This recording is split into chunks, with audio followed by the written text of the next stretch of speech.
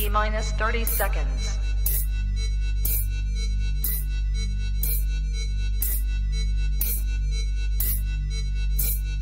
T-minus 20 seconds.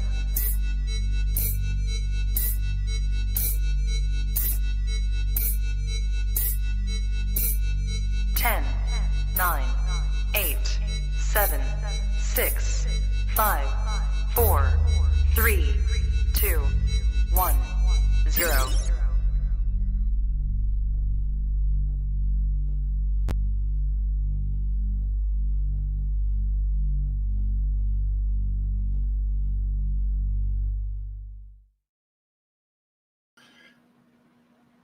Coolest reptile podcast in the world. Welcome to Trap Talk Reptile Podcast, episode 429. All in the Tree Tuesdays, that time of the week. What is good, everyone? I'm your boy MJ. Hope everyone had a great and Merry Christmas out there. Can't believe it's the day after Christmas. Back to business. We don't stop over here, man. But seriously, hope everyone had a good time with their loved ones, their family, whatever, man. I hope yesterday was great for you. But welcome to Trap Talk Reptile Podcast. If this is your first time hanging out with us, what is good? Smash that like button. All right, listen, if you're into keeping reptiles, if you're into breeding or learning more, whatever, man, if reptiles is your thing, this is the podcast to subscribe to. So smash that subscribe button, hit that notification bell, select all. You won't miss any podcast I drop here on this channel. I drop 3 podcasts a week. Monday, New Breeder on the Block. Tuesday, All in the Tree Tuesdays. And then Thursday, the main Trap Talk episode that I have, I do not miss. So notification bell will keep you on top of all of that, all right? If you're looking for exclusive content, if you want to get more out of what you see on every episode, tap on the very first link you see in the description below and join the Trap Talk Patreon family. As soon as you join the Patreon family, you get a link to the Discord that will tap you in with over 185 trappers. Then there's an IG group chat that is popping 24/7. Nothing but amazing, inspired animal keepers who are all here to help each other out and just grow, man. We're all growing by the day, and best place to network yourself. I'm not even gonna lie, man. We get you anything you want, period. In the reptiles, as far as that goes. Patreon members, you guys are my heart. I love you guys. Thank you so much. Every single one of you. Shout out to the early birds, by the way. I'll tell you guys, get to you guys in a minute, but you guys know the deal. Support US ARC first and foremost. You guys know the deal. Go down to the usarc.org link and click on it if you have no idea what US ARC is. Not that that's a problem, but that's a problem. All right. If you're keeping reptiles, US ARC needs to be a part of what you support. And come just join the team, man. Phil Goss. Shout out to Phil Goss. Shout out to the entire US ARC organization. Thank you so much for everything you guys do. And yes, man, it's all about the animal rights, and we got to fight for them. And this, by contributing to US ARC and becoming a member, you're helping. Those numbers really matter. So thank you to anyone out there who supports US ARC. Thank you for being on the same team. And thank you, Phil Goss. Thank you to anyone who supports US ARC. Appreciate you guys so much. Tonight's episode is brought to you by the Reptile Super Show, #1 show in the country. It's going down next weekend. Can you believe it? Not this weekend, but the next weekend. Pomona Reptile Super Show is going down. I got so many people flying in. It's going to be one hell of a show, man. It's going to be epic. Your boy will be vending, all right? So if you ever want to see the Trap Exotic Productions in person and be like, well, MJ is good at podcasting, but does he have high-quality animals? Well, you better go to Reptile Super Show, all right? Because I'm going to be vending. I'm going to have animals there. It's going to be sick. And then, yes, I'll be doing shows. Live podcasts is from the Reptile Super Show. All right. You don't want to miss it. So if you are going to the Reptile Super Show next weekend, drop a comment. Let me know what's good. Let's connect. It's going to be epic. I'm going to have mad merch. All right. So come to my booth. It's going to go down. But seriously, drop a comment if you're going to the Reptile Super Show next weekend. Shout out to Rami. Shout out the entire Reptile Super Show family. Pomona. That's a big show. Cannot wait. It's going to go down. Shout out to GS Reptiles. Another sponsor of tonight's episode is GS Reptiles. Shout out to Gary, man. This guy is one of a kind, all right? And just by subscribing to his YouTube content, you'll see what I mean. Nobody does it like Gary Shavino, all right? Definitely, hands down, one of the best in the game, one of my good friends. So please, go tap in GS Reptiles on YouTube, subscribe to his content, and follow him on Instagram, all right? He guides you in every best direction when it comes to dabbling in different species of snakes in the game. All right. So my man's never led me wrong, and he's one of the real deal Holyfields. Shout out to you, Gary. Seriously, shout out to you. You're the man. Also, shout out to Focus Cube Habitats. Flex in Texas all day, every day. This couple is no joke. All right. #1 enclosures in the game. PVC built. Flex in Texas all day, every day. What you see behind me, the wall of Focus. That's right. All from Focus Cube Habitats. They're 3x2x2. tuxedo style built PVC enclosures from Focus Cube Habitats. Thank you to the sponsor. You guys are amazing. Go over to Focus Cube Habitat on IG, subscribe or follow them on IG, and then also subscribe to their YouTube because they also put out video content like enclosure talks, which is really awesome. Kind of gives you a deep dive into what they have going on and what is behind every single one of their designs for their enclosures. So again, Stephen Ashley, Focus Cube Habitats, they're the truth. Just like tonight's co-host, Marshall Mendez and Randy texting everyone, you better get on track. Right. What's up, Randy? How's it going, everyone? Good, man. How you doing? Good, he was telling a bunch of people to come join on the live right now. That's exactly what he was doing. I already know it. Yep. Dude, happy holidays, guys. Marshall, how you feeling, buddy? I'm not feeling great. I've been a little under the weather the last couple days. I got a fever, but I'm here. I'm ready to go. Thanks for showing up. Might have to put up with some. It's not COVID. It's not COVID. No, I took a test this morning. It's not COVID, but I do have a fever. Maybe the flu. I don't know. But yeah, man, I'm ready. You know what? I still had to change water bowls today. Just didn't give a fuck. They don't stop, bro. I did 2 podcasts with COVID. They don't. We got to do the work, bro. It is what it is. The people want it. You know what I'm saying? But no, I'm glad you're here. Hopefully, tonight doesn't drag you too hard. But if you need to check out, by all means, don't do it. Yeah. 10-4. I'll be good. You ain't checking out tonight, motherfucker. You're in. I'm sorry. It's hard to check out because MJ did an episode from the hospital before, So and went live from the hospital. Yeah. Man. Y'all just have to put up with some sniffling and coughing, but otherwise I'm good. It's all good, buddy. Randy, how you doing, buddy? Happy holidays. Thanks for being here. Thanks for stepping up for Bill. I don't know who God knows where Bill's at right now, but thank you for being here. Thanks for having me, man. I appreciate it. I love this kind of stuff. How was the holidays for you? How was your Christmas? It was great, man. 5 kids, it was fast paced, Damn. Yeah. That's hardcore, man. Yeah, honestly, dude, when I hear that, I get like, wow. Because you have one, you now know like what goes into it. It's insane. What's the age? What's the age range? My oldest just turned 14, and my youngest is 7. Okay. So they're all about a year and a half apart. Wow. And you don't even you do not look like you have 5 kids. You would think 5 kids would kind of, how old are you, Randy, if you don't mind me asking? I'm 37. Oh, yeah, you're my age. So, yeah, you don't look 37. You look great for having 5 kids. This is. I wear the hat because the hair is gone. So, it is what it is. Hey, listen, I'm stoked because anytime I brought an Amazon Tree Boa content to the Trap Roundtable, it's been a hit. And you've been a part of that. Success as far as that goes, Randy. Your episode was great, but I've heard from Marshall, I've heard from you and multiple other people about Jeremy and his Amazon Tree Boa game. And I know Jeremy's been dabbling for a while. I've been following Jeremy for the last 4 or 5 years, but like it's starting to become a force to be reckoned with. With the productions he's been having, you would say, right, Randy and Marshall? Yeah, I think it's going to be a big percentage of what he's going to be doing going forward. But he'll talk about that.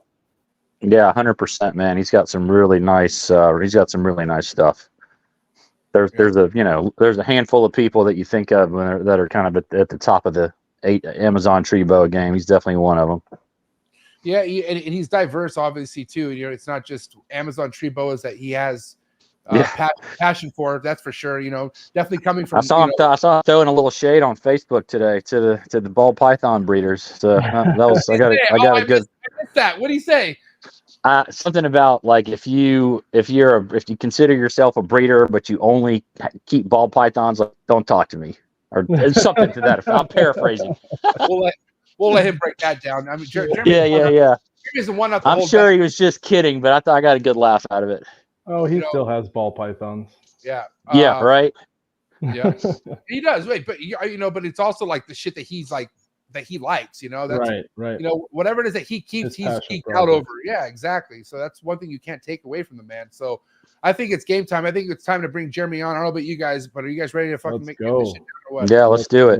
Shout out to Chuck in the building for throwing a super chat, but just like how Chuck did, man. If you What's up, Chuck? If you guys are in the live chats tonight, man, keep that energy high. If you have any topic, question, whatever, don't be shy with the super chats. Super chats get priority. Shout out to Chuck, Joe Condros, what a guy. But it's game time. Let's do this, man. Let's bring my man Jeremy back on for All in the Tree Tuesdays, episode 429. Brassman Reptiles coming at you right now for that Amazon Tree Boa talk. Let's go. ready for do more in the future? Trap Talk podcasts? Yes. Man, Only Trap Talk. Exclusive. Yes, exclusive. Oh, So stop calling us. Rub the spot, get the club to pop. When I come up with the crop, gotta love it or not. I'm hot from the hop to the rub the spot, get the club to pop. When I come up with the rub the spot, get the club to pop. When I come up with the rub the spot, get the club to pop. When I come up with the rub the spot, get the club to pop. When I come up with everybody, we do it. Everybody, we do it.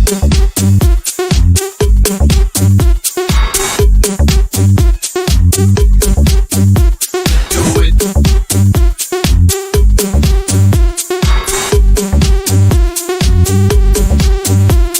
Do it.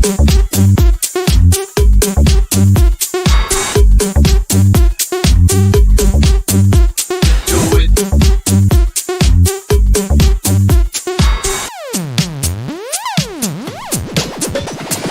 Rub the spot, get the club to pop. When I come up with the rub the spot, get the club to pop. When I come up with the rub the spot, get the club to pop. When I come up with the rub the spot, get the club to pop. When I come up. we're live, episode 429. Welcome back, my man Jeremy, Brassman Reptile. Hey, There he is. what's up? What's up? What's happening, man? How you living? Not bro? much, man. Not much. Hey, listen, Marshall, if you're gonna be sniffing all night, just fucking mute yourself, all right? There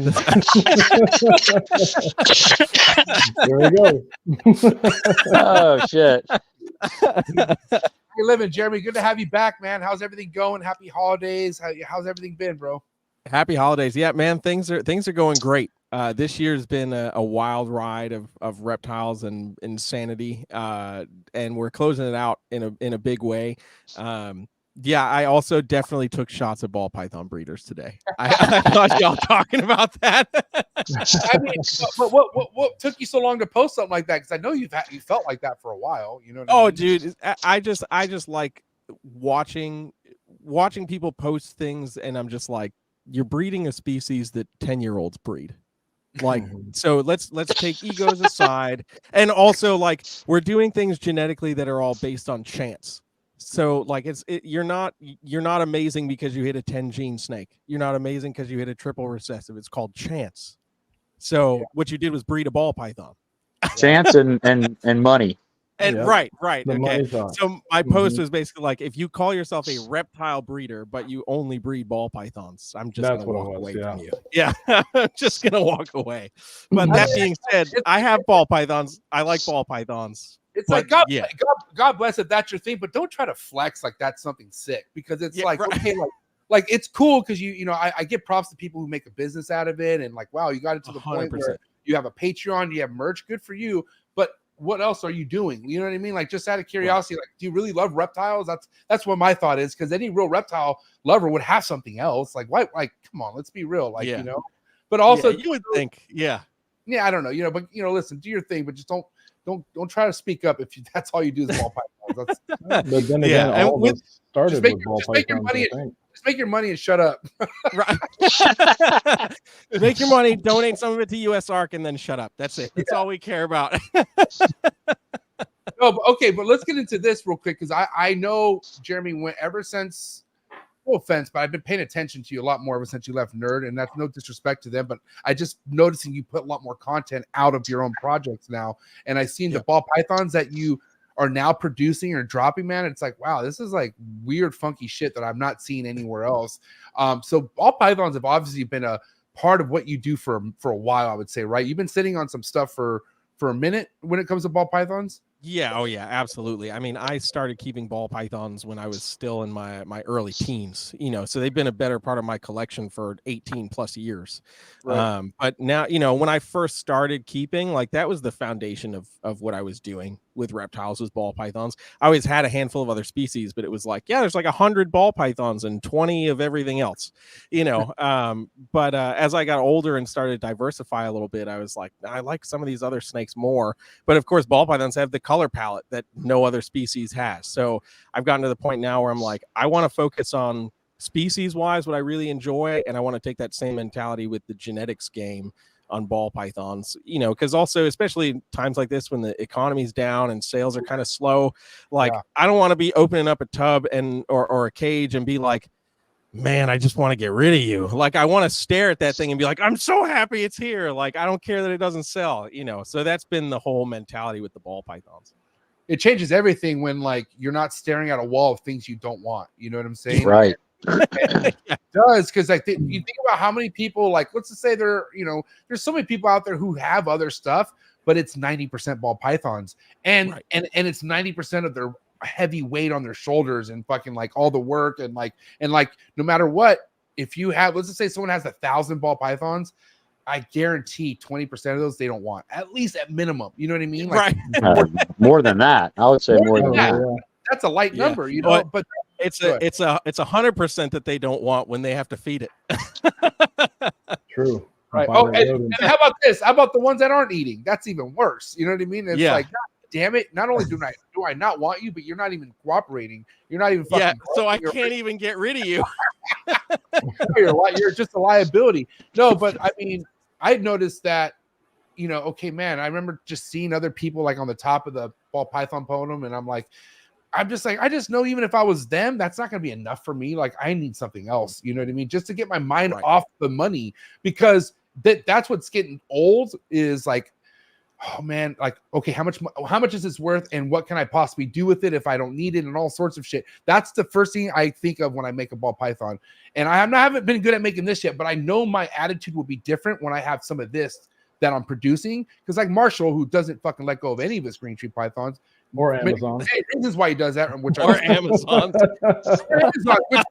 which we're getting to tonight, right? Like you guys are all working with something where you have no issue getting having to keep and hold on to, if that's the case. Because now because I want to get right into, like, you know, with an Amazon tree boa being born, right? Is that gonna be better for someone to hold on to that to see where that goes, like a green tree python is, or what's the game plan with producing an Amazon tree boa and knowing when to let it go and when to hold it back?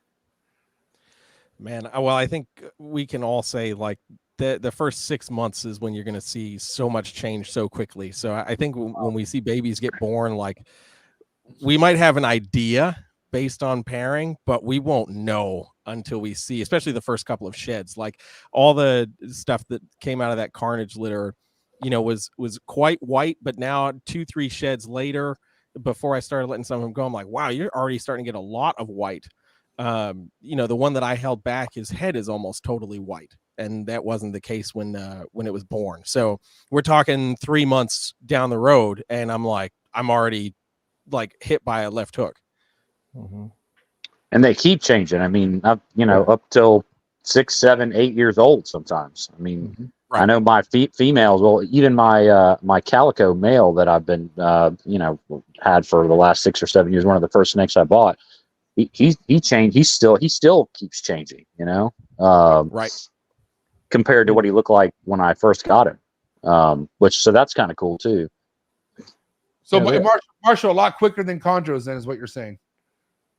What do you? Chondro is not going to, for the most part, it's going to be a year or two. I mean, it just depends. You know, some babies change overnight. You know, although I would say it takes longer for the richness of the colors to come in. You don't know right away if it's going to be like super, like the blues and the greens keep getting more intense, and you know, the Amazons seem to be kind of the same way, because when before this recent litter that I had shed, I could barely tell the tigers from the non-tigers, and then as soon as they shed, it's like, oh wow, you know, they really pop a lot more now. And now that they're feeding and getting some size on them, like Jeremy was saying, man, like the next couple of sheds, I think are going to be really really telling to see which ones are going to be which ones are going to end up being the best ones. But just like just like chondros, they go through the ontogenic color change, so some of them will take longer, almost about the same time as a chondro. I got that animal from Ryan Young, that Bloody Mary, and she was like really just a red baby, and now she looks like kind of like a red candy cane calico thing, but it's taken her about 3 years to get there. And with, I want to know more about this Carnage line, if that's cool with you, Jeremy. And this specific snake right here, when it was born, did you have a good feeling about this snake? And is this the ideal route you're looking to go with Carnage? Let's kind of talk about that. So ironically, man, I have no idea what Carnage looked like as a baby. He was an import. Okay. Wow. He was he came in as an adult. Yep. I got a message. So when I was still at Nerd and I was like starting to kind of dabble back into Amazons, I quickly just started reaching out to importer friends and was like, hey, if you get something really wacky, crazy, like outside the box for Amazons, like just hit me up. Right. So I got a message, and the question in the message was, what would a mostly white Amazon tree boa sell for? And my response was, I don't know, but I want pictures. So I got pictures of Carnage, and I could tell in the picture like it was a decent sized animal, but I wasn't quite sure how big. And I was like, cool, I want it, no questions asked. I want it. So he came in maybe like a week later, and I was, dude, blown away. To me, he's the epitome of a high white calico Amazon. He has almost no black to him. Obviously very high white, still got the bright red color. It didn't darken up at all. And like, dude, I'll take him out in the sun when it's nice out, and I'm seeing like little splotches of orange and yellow and all just really interesting, intricate colors. You can't even see in that picture, and I'm consistently enamored by that snake. And he probably is very annoyed with me because I hold him way too frequently. Do they have any issues with getting them established, like emeralds, wild caught Amazons, or are they different scenario? No, they're definitely pretty different. I've probably got like 24 Amazons here now, and the majority of them are imports that I've established. I think in the last 3 years, I've probably brought in maybe like 4 dozen. And just kind of like pick through, let some grow and get really established. And I think I've only had 2 out of those 4 dozen just fail to thrive. But for the most part, they're pretty much rock solid.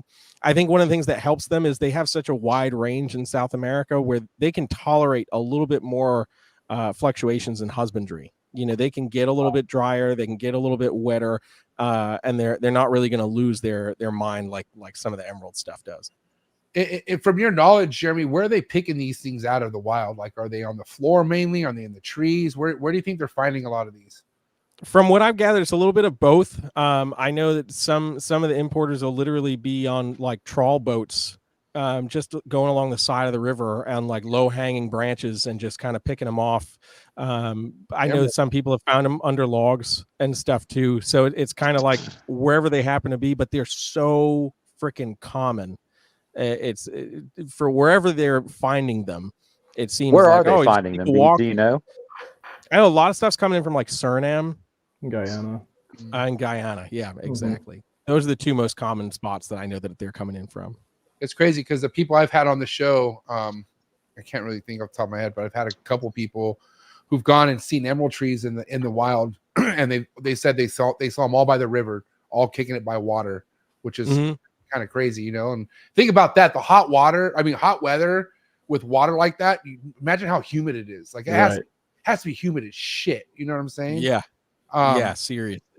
No, so and I'm curious because like Marshall was saying, it's like, man, it's emeralds is like a huge fucking coin flip. It's either gonna come in and like, man, you got lucky, that thing's not gonna puke, or that thing's gonna puke on you. You know what I'm saying? Right. You're not experiencing a lot of this from what you're saying, right? A lot of these are coming in pretty solid, is what you're experiencing.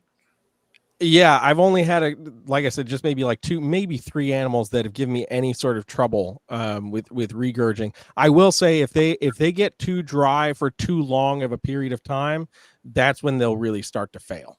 You know, but I mean, like, all right, quickie and see whatnot. Yeah. Yeah, and they'll regurge. They can't tolerate dryness for extended Bad periods sheds. of time. Yeah, dude. When you get a young animal with a bad shed, it's a terrible. freaking nightmare, dude. It's a Mm-hmm. freaking nightmare. That thing's not Especially if that shed's on the face. Yeah, you can't just soak them and it doesn't like come off if you soak them like almost every other snake. You know, you soak them and then it like you have to peel little pieces off and yeah, it's terrible. While you're getting annihilated, like they're coming at and trying to kill you. Yeah, I mean, I remember shit. You know, I can't be mad at the import game because a lot of these behind me are imports. You know, and I remember getting a snake that had a puffy face, right? Like obviously the picture that the importer sent me was nowhere, probably wasn't even the same snake. It looked fucking nothing like it. But now I get the snake has a swollen face and I'm looking at the eyes and I'm like, what the fuck is wrong with this snake? And then I realized it had like 2-3 sheds that it never shed, you know? And I was lucky enough to like help it like start to get the shed. And I can't even tell you the thickness of the layer of skin that I peeled off this snake, bro. And I was just like, holy, like it was like a whole other snake underneath all this skin. And I just couldn't fucking believe it. Chondros, I feel like, you know, you can get away with that a little bit more when it comes to boas, you know, with the tree boa, like emerald tree boas, they don't do good like that at all, man. Just like the Amazons. Anything dry, they're gonna crash very quickly, and you're gonna find out. But like, so I'm curious, one that you ever have an Amazon tree boa that regurged and it bounced back okay, or is it kind of over once they regurge? No, I had one that I got in earlier this year that I ended up selling because it got a little bit of size to it, and I realized it was not what I really wanted to plug into stuff. But the first month, it was like every other feeding, it would regurge. And I hit it with a little bit of flagyl and just did the really like painstakingly slow progression back up to appropriately sized feeders. Right. And I had it for probably 6 or 7 months, and the last like 5 months that I had it, it was like rock solid, like no issues. But dude, when I tell you I'm sitting there like, here's your Pinky Mouse, please don't die. Like, right. Was it a high strung snake too? Like, was it like super like jittery and like trying to get the fuck away from you type that you can remember? Not crazy like I can remember. Like I've definitely had worse like high strung animals. But it was definitely not the most chill. That's for sure. Yeah. I mean, because, you know, there's so many things that people, you know, bring awareness to, right? I mean, I've talked about Nido countless time on this fucking show, crypto. What is it that you're really mainly concerned about if it comes to you taking in like a bunch of Amazon tree boas? Like, let's say you were to get a shipment in, like what would be like a biosecurity big thing for you when it comes to Amazon tree boas being imported? Yeah, I mean, biggest thing is just keep everything away from everything else. Number one, like that's first and foremost. And then a lot of it's just like flagellates, man, like an imbalance of protozoa, like that seems to be like the worst part. But usually I've been able to counteract that with just simple like chips of a flagell tablet. And it hasn't really been too dramatic. So I've definitely noticed like they're far less intense when it comes to establishing compared to the emeralds. How do you administer that? You put it in a feeder animal or what? Yeah. I'll just take that little tablet and put it in the feeder rodent, and usually no issues. And I'll do that like every other feeding, for 3 feedings. And then we're pretty much good to go, because you don't want to completely nuke the insides, you know, but you definitely want to get whatever's going on kind of in check. And once that's kind of settled down and they've kind of settled themselves down, it kind of seems to regulate pretty quickly again, compared to the emeralds that, you know, once they have that first regurge, you're like kind of on that clock. It's over. Like, okay. I've yet to have someone come say, yeah, this snake was this emerald tree boa that I got in was regurging, and now it doesn't regurge anymore. Every story I've heard was like it goes 2-3 mils and then it regurges again. And like there's always a regurge at some trial, but no one has ever told me I've gotten an emerald tree boa to stop regurging. It's a death sentence for sure. from Yeah. even from what I've experienced, because I've taken a lot of emerald tree boas, man, and I've went through the ringer with those fucking things, bro. And Warren Booth also, he swears like once that thing pukes, wash your hands with it. It's over. You know what I'm saying? Hit the freezer. But at the same time, they could puke for different reasons too. You know, it's not always going to be for that. So my rule of thumb is like if they puked twice, right, that's a death sentence to me. You know, but if they puke once, I usually try to just kind of fall back and see what's going on. Is the prey too cold? Was it too large for them? Were they in shed and something just happened? I mean, I've had babies regurge from too large of a meal. Yeah, and then they they're fine. These are captive bred though. Obviously, it's different. Different ball game. I'm saying a well-grown emerald tree boa that came in as an import. If it pukes on you, obviously you need I'm just saying be ready for it to puke again. And once it pukes again, it's over. You know what I'm saying? But you're right. If let's just say your husbandry is not fucking on point, or a bulb's too hot, or whatever, that happens a lot. That snake's stressed out, it'll puke. But like for instance, if it's someone like Marshall or myself or Jeremy or you and our husbandry, like everything that you have it in has been just like everything else you raise. And it's a small meal too. Keep in mind, should not puke at all. Emerald, God damn, these fucking things can eat some big ass rats. You know what I'm saying? So Amazons too. If it pukes a mouse, that is not good. You know what I'm saying? So, but also too, it's like it's get what you pay for. That's kind of like the game you play when it comes to any kind of imports. But it seems like the Amazon tree boas, you're almost on a better chance of success, I guess, compared to an emerald tree boa, from what it sounds like. Yeah, that's what it's been in my experience for sure. And I the thing that I always stress to folks too, especially like with Amazons and emeralds are pretty much the same when it comes to like you see them at a show. They're typically not in the greatest of shape already, and they're typically pretty inexpensive, right? So that's your introduction typically to most arboreal boas and most arboreal animals in general. So you think about the stress that animal goes through, and think about how precise the parameters are in the wild where it just came from. So in a very short period of time, it has been taken to a totally different climate, totally different range, totally different barometric pressure changes on a daily basis. And then you're like, all right, well, good luck in this cage. I'm going to spray it down until my wrist hurts, and then, live. Here's your mouse, and when that thing starts to regurgitate, you're just like, well, what's wrong? Well, it's like, well, you're not South America, first of all, So there's just like there's a lot of ups and downs that these animals go through as imports right off the rip, that even if your husbandry is dialed in, like we're already kind of on the failing end, so to speak, unless we're getting an animal that's kind of like right out of the box touching down into the US. Then we've got a bit of a better chance for most of these animals. Now, you would have to admit, everyone has to admit right now, like as much as we're like, ball python people need to do more, if that's all you do, we can kind of be snobbish when it comes to them inquiring, because mind you, they not just them, but anyone who just does one thing, want to do things their way. Like they want to be like, well, I want to buy this carnage snake from you, Jeremy. I don't give a fuck how much money it is. I got this ball. I want to buy it. Happens. I'm going to buy it. I'm going to put in this 8x8 with these koi fish and that's what I'm going to do. And obviously, that's not the game plan, right? So why don't we kind of talk about what you would say to someone who has an idea for something that they're going to buy from you that just isn't ideal? Because we're talking about how it's easy to kind of just set yourself up for failure by throwing it into something when it's not ready for it, or if it's too much. So what is an ideal setup for a fresh import, or just even a new arrival Amazon tree boas that you recommend to any new keeper out there, someone who's never kept an Amazon tree boa before? Yeah, I mean, for me, I'm like bare bones, when an animal first comes in, because like I've got, my bigger breeders are all in cages, and they've got plants and bedding and all that wonderful stuff. But they made it to the big. yeah.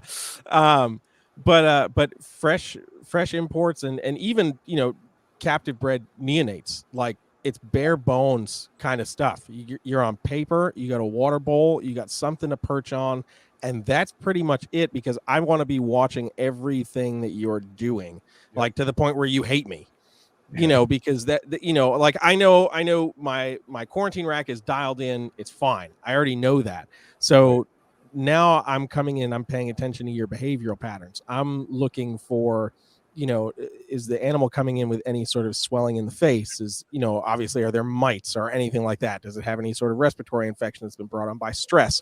You know, how is it eating? What's the poo look like? I don't want anything in that enclosure that's going to disrupt my visual attention on that animal. So that's what I recommend. Like anybody that's gotten an Amazon from me that doesn't already know, like that's the steps that I walk them through. If it's a baby or a smaller animal, you know, 6-quart tub, you know, water bowl, little plastic thing for it to sit and perch on, and that's it.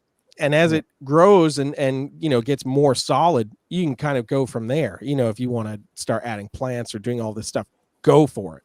You know, but we, I think this kind of just goes as an industry. Especially in today's day and age, like we are so quick to want to throw something in an amazing looking slice of the jungle enclosure. And while I'm all for it because it looks awesome, we have an obligation to ourselves to make sure that, and to the animals, that we're paying attention to every single thing that could potentially go wrong with this animal. What are these cues we're looking for? Like what, you know, as ridiculous as it is, we have to stare at poop. You know, like, is that animal having loose bowel movements? You know, if so, okay, we've got to figure out why. Like, you know, am I taking it to a vet, or do I know enough where I can check something under a microscope and look for protozoa? You know, like these kind of things. Like, I want to be paying attention to that, and we need to be able to do that. You know, sort of the people who are like, oh, I just want to throw it in this giant cage. I'm like, well, I'm not going to let you kill my snake. So, you know, I don't care about the money aspect of it. You know, I mean, I had 5 animals out of that carnage litter, and I had probably like 40 or 50 messages from people who were just like, I want one. I don't care. I want one, you know, and I'm like, that's great. You know, I'm happy that it's piqued your attention into the species, but it's already spoken for. Sorry. You can go fight Randy later. And, you know, and, is this a litter? Yeah, that's the litter. Oh my god, this is crazy, bro. Yeah, dude. And they've changed so much from that picture. You know, I mean, these guys are what, 3 months old, 3.5 months old. Like they've changed so much in just 3.5 months. What was the pairing, Jeremy? Like, so we saw the carnage. We saw the sire. I guess that was the sire that we first showed. Yep. So the dam is she was a captive bred yellow tiger that I got from Ryan Martinez down at Zoo Miami. Okay. And it was captive bred, but he couldn't find the lineage info on her. So I just had her labeled as a captive bred yellow tiger. That was all that I knew her as. And so this was like hit it out of the park and then some, you know, to get a litter of all red and red tiger babies. You know, that was like, holy crap. So if it was by the current school of thought, she's got to be het for calico. She's got to be a het for red calico. Yep. She's got to be het.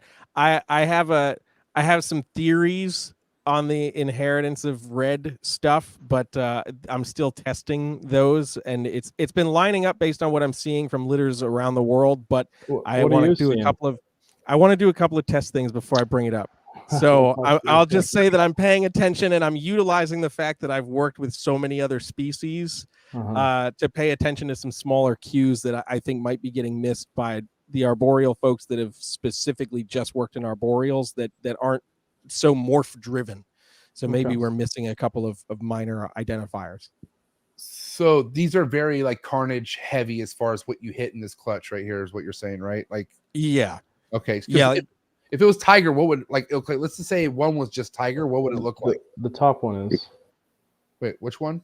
So that one, the ones with the stripes, that's the tiger stuff. That's just a tiger. But that's calico tiger though. Right. The calico tiger. Right. Yeah. Everything's red. A regular tiger is just going to be orange, or I guess it could be like garden phase tiger, right? Or yellow or orange or bicolor. Yeah. So you're saying these changed quite a bit. So I'm assuming a lot more white has popped out on some of these, or what?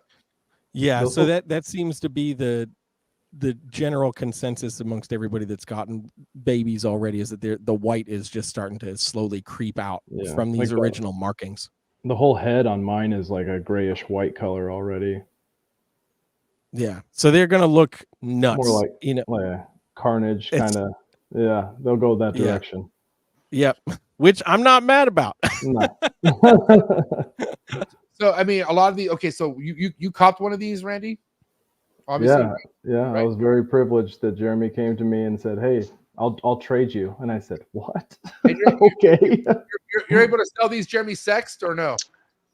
Yeah, so when they're first out, their bits are teeny. Yeah. So I was kind of it's just what it is. So I did some biting. Yeah. Yes, for sure.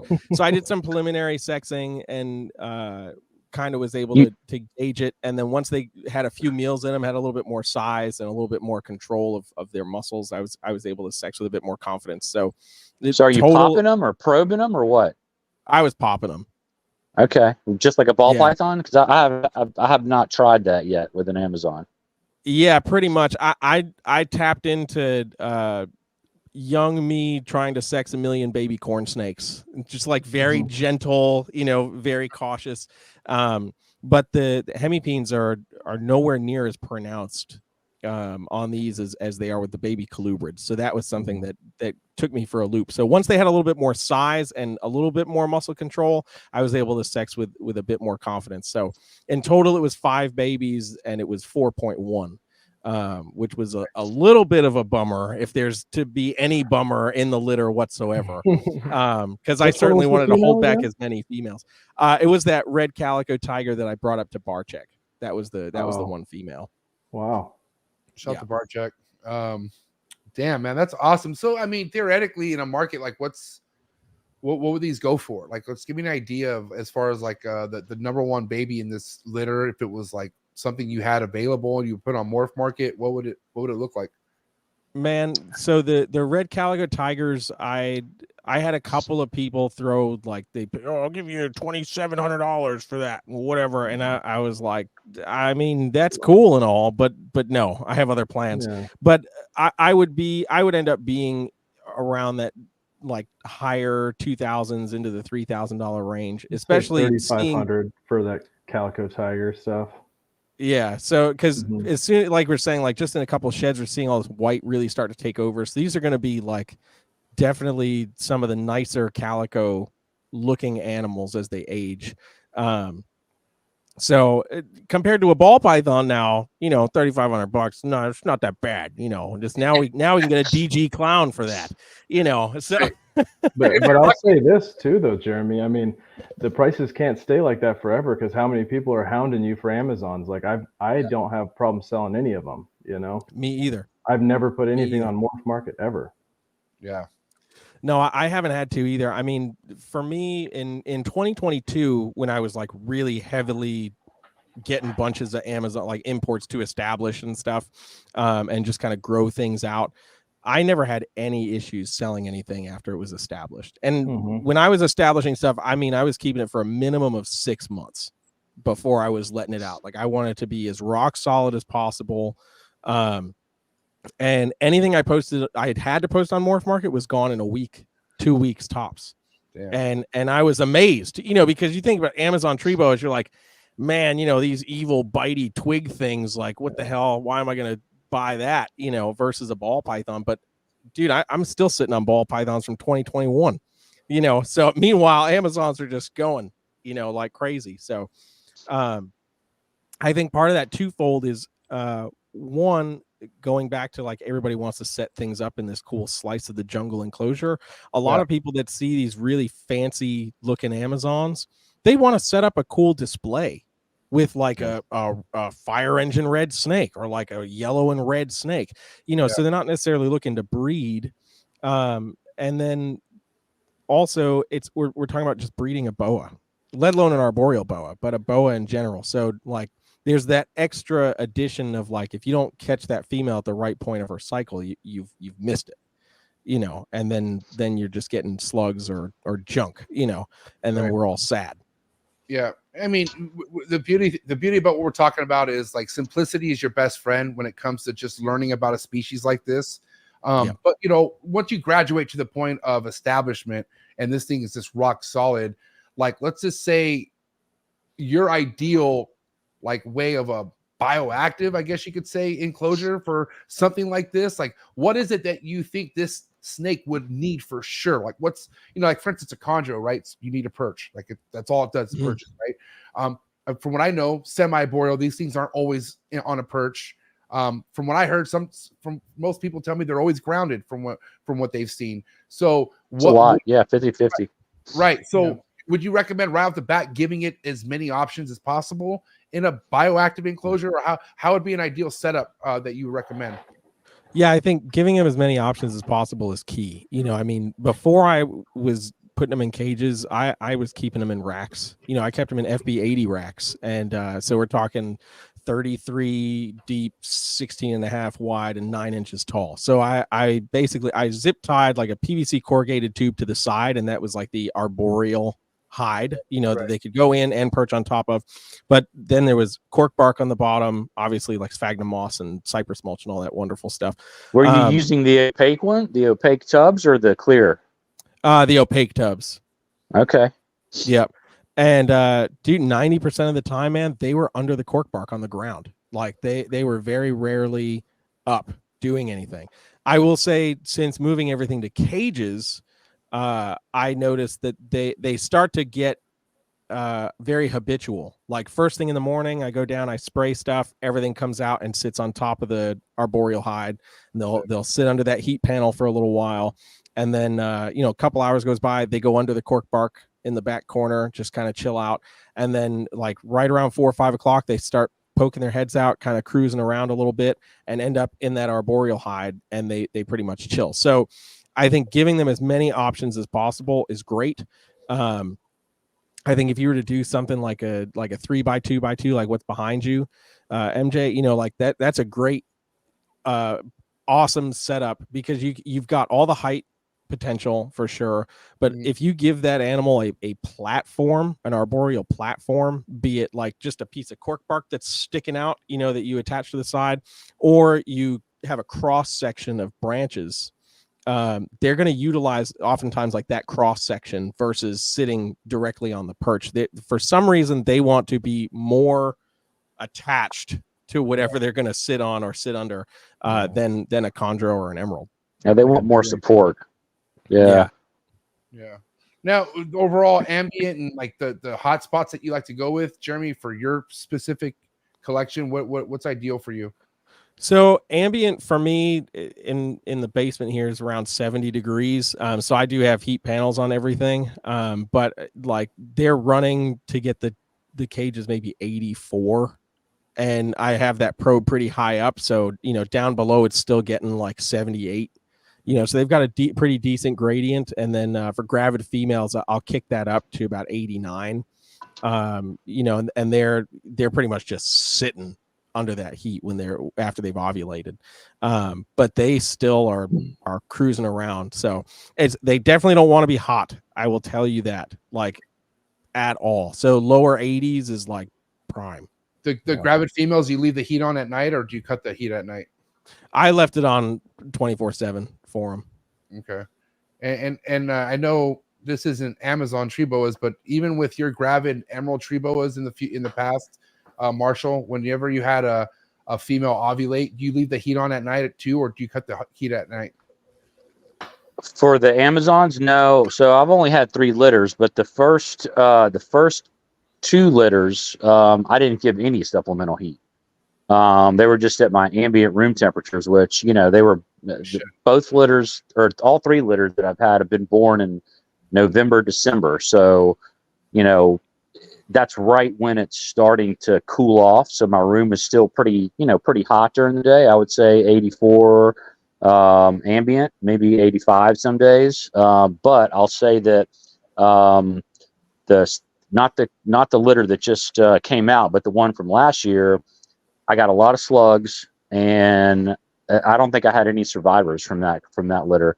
And I think it was because it was cool that year, and I didn't give any supplemental heat. So after we had the show, I don't know, whatever it was, a couple months ago with Randy and Dayton, I put a heat panel in, cage for the female that just had the babies a few months ago, and I think that helped. Only one slug, and nine perfect babies. So I think the heat definitely helps. I'll be giving them heat from here on out.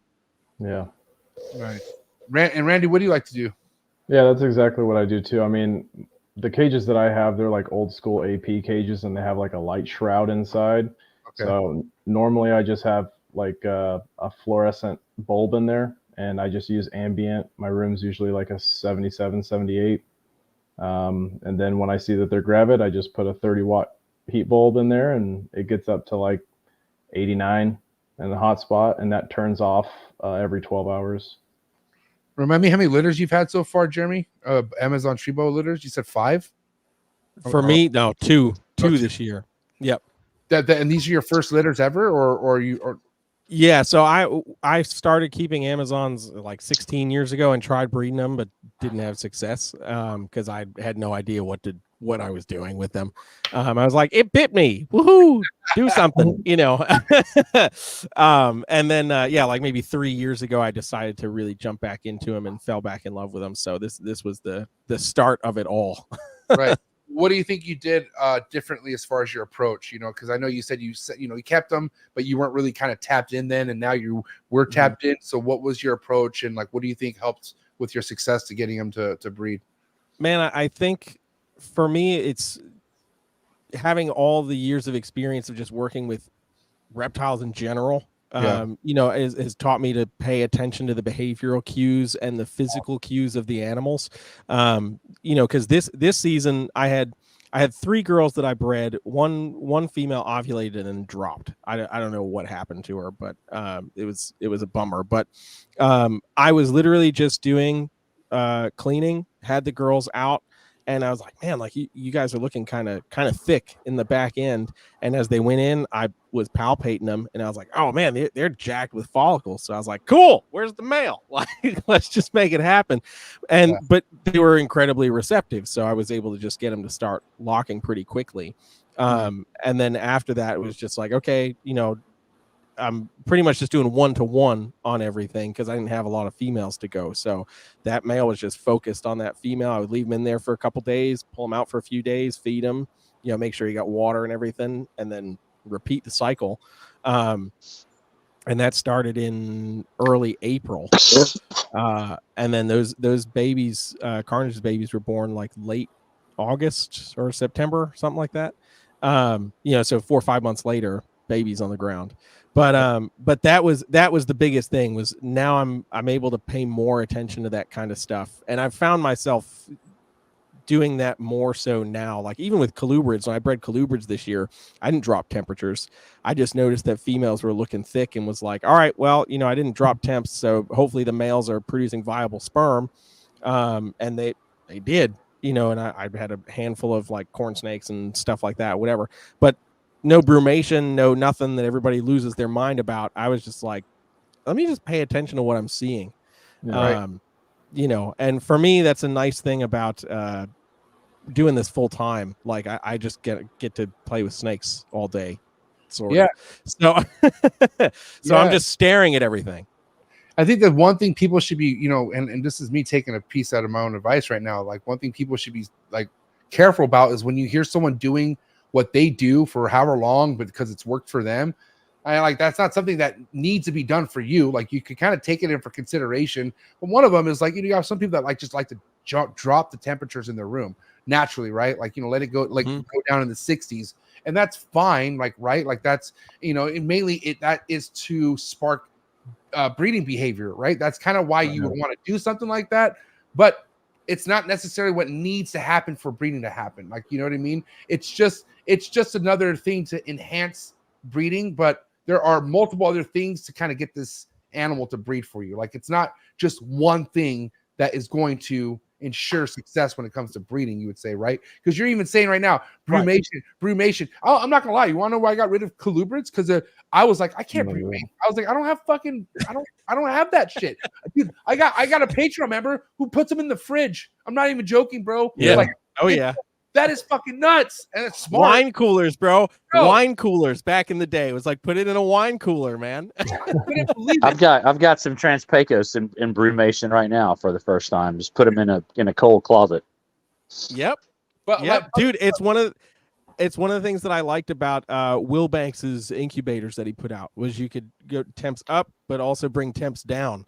And I was like, man, that's I was like, that's a game changer for colubrid guys that also have a bunch of pythons and stuff. You just put them in there and forget about them, and you're good.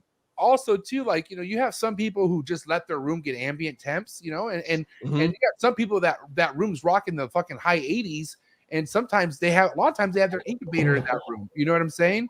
So Right. that's crazy to have an incubator to drop temps if you needed to. That would be perfect for chameleon breeders because they have to go through like a diapause. And so that means that the egg temperature actually has to decrease and then rise again, or else they won't be able Tortoises to too, right? Don't tortoises have a diapause where you keep them at a certain temp for probably 4, some 5, temperate 6 months, species. and then I'm sure big gophers or something like that. Yeah, I'm not sure. Now, I got to step away and get some Kleenex. I'll be right back. Yeah. Thank God. What's up, Noah? Yeah, I was like, I'm gonna have to mute this guy, bro. Fucking it's not that bad. Triple McSniffington. No, okay, you know, I don't know, like, so, but let me ask you, Jeremy, like, do you feel like it's, you know, you don't need a panic if you're not able to drop your room at a certain temperature? If you like what's your whole take on that? Like, you know, with temp cycling being the thing you have to do in order to get to breed. Yeah, I think it definitely plays a part. I don't think it's the be all end all. You know, I think certain species really do benefit from it. You know, like especially like North American species, you know, where temperatures do fluctuate sometimes quite largely. Right. I think it definitely plays a benefit. But I think it's also important we pay attention to like certain animals where we're getting them from. It doesn't drop temp Doesn't like fluctuate that much. you know, they have a wet season and then they have a dry season. They don't have a hot and cold season, right? So temps might stay pretty consistent, but you know, but that water cycle is really what's changing, and with that comes food cycling. So I've learned over the years, especially with pythons and a lot of boas too, like food cycling tends to be one of those like heavy factors into really getting follicular development going. Because you think about it, you know, we're talking about a very primitive understanding of nature, right? Like I need to reproduce. I want my offspring to carry on my genes to the next generation, but it makes no sense for me to produce when there's limited resources. So all of a sudden now when I can eat every week, everything's great big prey items, blah, blah, blah. Like now I have enough resources to carry on my own internal function, and I feel confident that my offspring will too. That is a major indicator for breeding cycles. You know, it's just like when we talk about like U.S. native colubrids, you know, brewmating, and then when we bring them up from brumation, what are we doing? We're feeding the hell out of them. Yeah. It's the same concept, except we're talking about animals that don't have a 40-degree temperature drop or a 20-degree temperature drop. Like Brettles pythons are another great example. I have bred every time I have attempted to breed Brettles pythons, I have done it. I have never specifically gone out and said, I need to get these things into the low 60s or upper 50s or whatever. You know what I do? I unplug the freaking RHACS system. Like that's it. And I'm lucky enough to be on the northern part of the East Coast. So we have some natural temperature dips. And because I keep everything so constant with external heat, when I do something like that and suddenly there's a 15 or 20 degree drop from constant to ambient, it's enough to trigger. And then because I'm not solely relying on that, I can hit them with food cycling. And then then you start to get all these extra triggers at hand.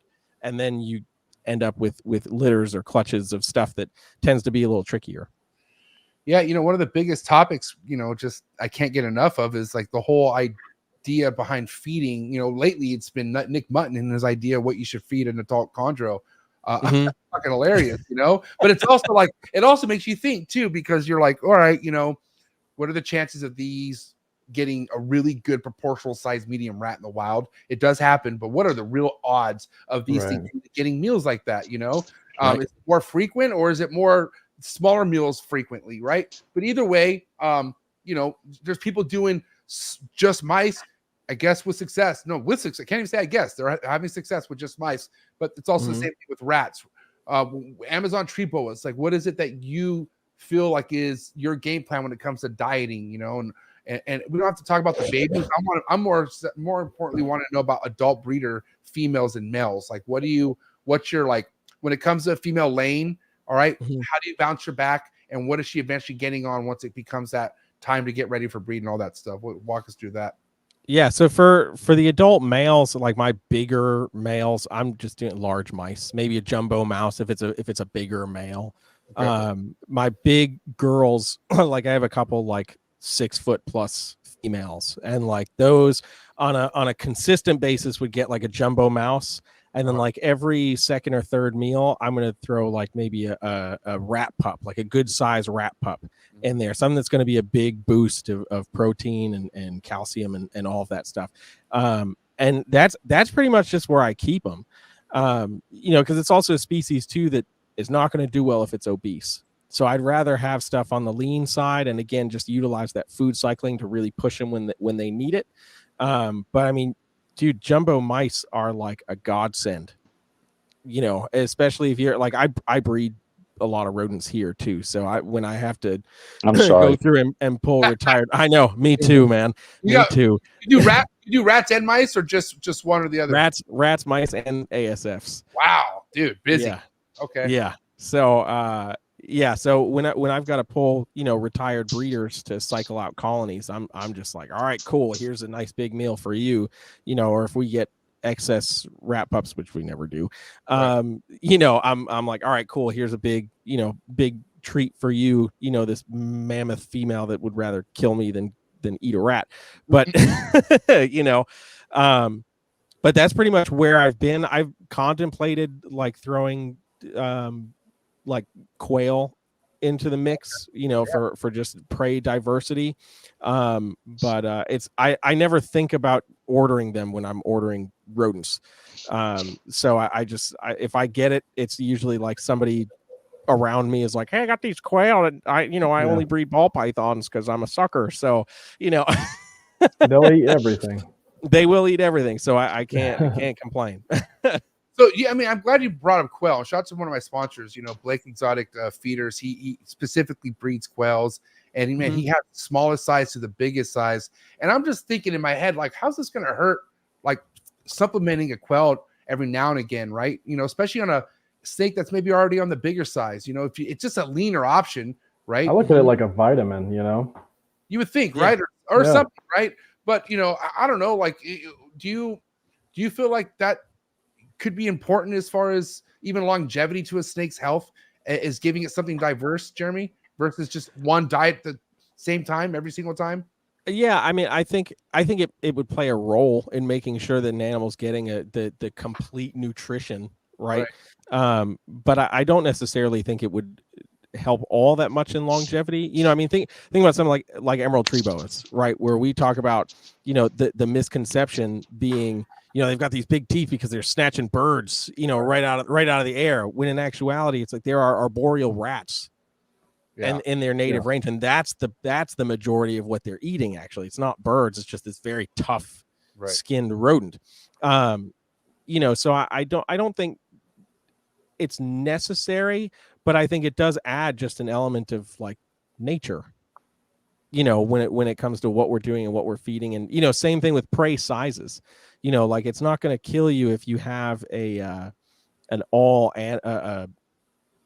rodent diet, and then you're like, oh well, I'm going to throw this small quail chick in there. Like it's not going to hurt the animal, because again, just as you were saying, like there isn't somebody going around to every snake in the world being like, here's your appropriately sized rodent for your Wednesday. Like that's not real. That's not happening. It's like you get it while you can, but I think supplementing is great. Like I feed like a buffer food for my Morelia is chicken legs. Yeah. Like packaged chicken legs at the grocery store. I buy a package of those, wash them off and everything, whatever.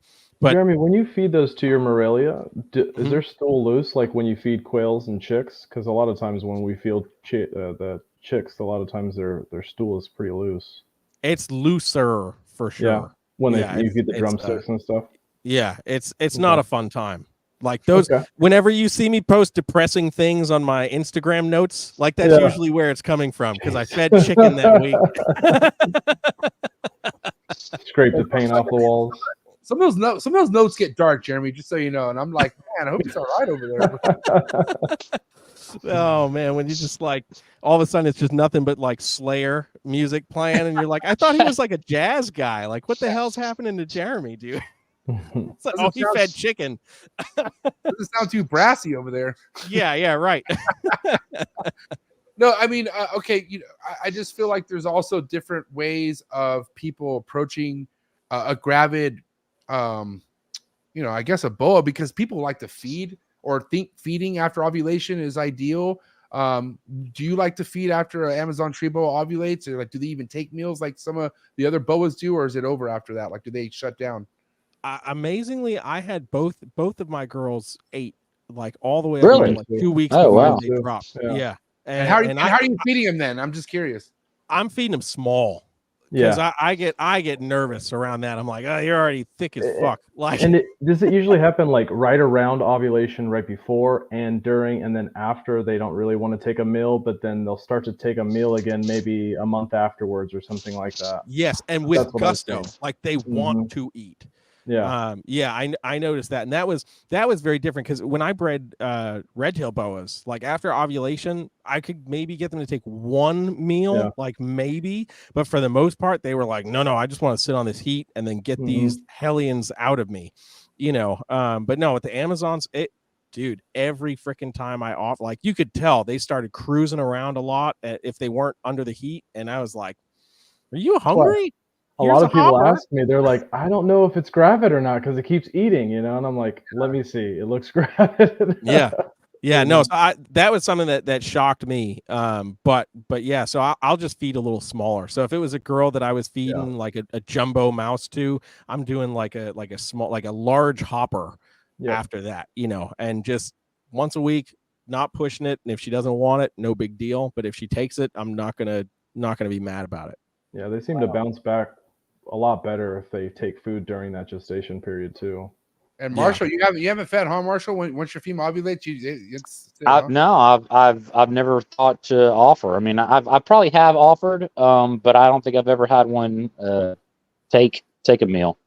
That's fine, dude. Just send them all to me. I'll figure it out for you. Just send them all to me. I'll figure it out. I'll feed them all for you. Okay, I gotta ask super chat question, and I'm a big fan of Lisa, so shout out to Lisa. But she's asking, what do you guys think about the albino? I feel excited and would love to see the morph make it into the hobby. The albino Amazon? Is there such a thing? I don't know that I've seen one. I don't know. No, what's his name? Did talk about an albino Amazon tree boa. A Lucy, though, right? There's people that have said that some have come in, but I think they're talking about T positive. But I mean, Jeremy and I were looking at one recently that came in that we were like, what is this? And who has this? Yep. But it just went to some collector, we were kind of bummed, but that was kind of like, if this was an albino, would it look like this? Right. Have red or pink eyes or pupils? We couldn't really tell. It looked darker in the picture, but it was hard to say. Yeah. But if it was like I think that's kind of where I would have expected it to. Yeah, it was like a really muted yellow with white flanking all over, but no black at all. Interesting. Yeah, it was one of those like, damn, I wish I saw that first. Right. Moments. Now, other than Carnage, is there anything else you're working with, Jeremy, that's like kind of like fucking out of this world, or just something that you're just trying to figure out, or anything you're raising up? I've definitely got a handful of cool raise ups. Carnage is definitely like a flagship thing for me. You got some Dark Grove stuff. It's pretty cool though. I do have a dark grove animal that came from Brandon, who's here in the chat, Snake Man BK. What's up, Brandon? What up, man? So I'm super excited about raising that girl up. I have these two animals that I got the female a while back. She's another import, very red with an orange head with these like bluish gray patches on her head. And as she's matured, she's starting to look more bicolor overall in the body, but the head is still just orange with these black or slate looking patches. Almost like a paradox look, but I don't know if it is. Yeah. And then I found a yellow male that has a big slate bluish patch right on the face, and snagged that because I was like, I don't know what this is, but I have not really seen any other animals like that. So I snagged him. I haven't really posted pictures of them. Then just some red stuff and bicolor stuff. That's pretty much it. I'm getting really, really picky. So one of the things I also pay attention to, thanks to Rob, actually, I know he wasn't here. I don't know if he's still here, but Amazons with bicolor tongues and a lightened stripe behind the eye. It's very, very minute, but tends to produce some interesting looking offspring as well. So I know I did, my second litter was really nice bicolor. It's not a true bicolor because he's got a few black scales to him, to a high red bicolor that I 100% stole from Kevin, and he can be mad all he wants. But the babies that it produced this year, like I produced a bicolor that right out was probably one of the nicest baby bicolors I think I've ever seen. Do you have any of these bicolors on your page by chance? I want to see what this bicolor, what it looks like. Oh, let's see. Is the tongue splotchy, like black and pink, or like? Yeah, and even on the Carnage babies have black and white tongues. Let's see. Oh yeah, so MJ, if you go onto my Instagram and let's see, 1, 2, 3, 4, 5, 6. 2, 3, 4, 6. Let's see, right there, the green. It's on the leaves there. Yeah. Yep. That's my bicolor male king. So he's technically not a true bicolor because he's got some black spots on him, but like stuff like that, I really like. I like the bicolors that are really high in red and orange. So the goal is to breed this to where there's no black specklings at all, is what you're saying? Yeah, to get that quote unquote true bicolor look. And dude, he was an import. Wow. Like absolutely ridiculous. The female that I bred him to was predominantly red. She was a bicolor, but just predominantly red. The orange was, or the yellow was very masked, excuse me. And she has like no black to her. So one baby that came out is like a smoking bicolor. And the other one has a couple of black spots on it already. So I'm like, okay, that's probably going to look, average, nice, but average for a bicolor. And then this other one, I'm like, sheesh, that's smoking. So that's my gift to Kevin for saying thank you for letting me take that female without paying you. So I guess a true bicolor, would that ever want to go into a Carnage at some point, or would you want to see that, or is that like not kind of something you would want to pursue? I wouldn't be opposed to it at all. I geek out over things with stripes. So for me, it's getting true bicolors that are tiger, true bicolor tigers. That stuff really like widens my eyes. But if what I'm thinking about the inheritance of red is true, something like that male wouldn't be anything I would be interested in pairing to Carnage, because the markers aren't quite right. But yeah, so I'm really just down for making Amazons at the end of the day. Yeah, rare's cool. Like, let's be honest, we're trying to we want to make stuff that no one else is making, which obviously you're on that path. But like something like this, like if we were to do a pure bicolor, is that like on the same level of rarity compared to like a Carnage, or is Carnage still like hold the fucking belt when it comes to rarity in your collection? Carnage would definitely hold the belt for sure. Okay. But a true clean bicolor tiger. I mean, there's definitely some people that have them, but you know, when you find one that's just like, it stops that's people in their just- tracks. Yeah, it really is quite impressive. Even like non-reptile people see like a really nice bicolor or tricolor, and they always ask, "What is that?" You know, Yeah. always.